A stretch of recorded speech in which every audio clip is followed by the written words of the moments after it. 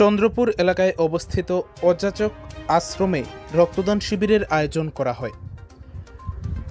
২৭শে April শনিবার দুপুর আনুমানিক ১২টা ৩০ মিনিট নাগাদ এই রক্তদান শিবিরের উদ্বোধন করা হয়। উত্তর ত্রিপুরা জেলার জেলা সদর ধর্মনগর শহরের চন্দ্রপুর এলাকায় অযাচক আশ্রমে এই রক্তদান শিবিরটি অনুষ্ঠিত হয়।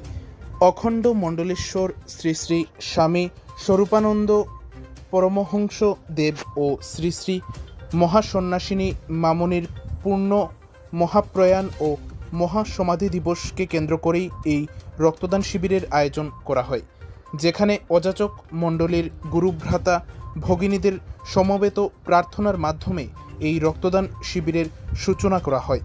এই রক্তদান শিবিরে ভলান্টিয়ারি ব্লাড ডোনার্স অ্যাসোসিয়েশনের সকল সদস্যরা উপস্থিত ছিলেন। এছাড়াও উপস্থিত ছিলেন ভলান্টিয়ারি ব্লাড ডোনার্স অ্যাসোসিয়েশনের উত্তর ত্রিপুরা জেলার সম্পাদক, সভাপতি সহ অন্যান্য সদস্যরা। জানা যায়, এই রক্তদান শিবিরে মোট ২১ জন রক্তদাতা স্বেচ্ছায় রক্তদান করে।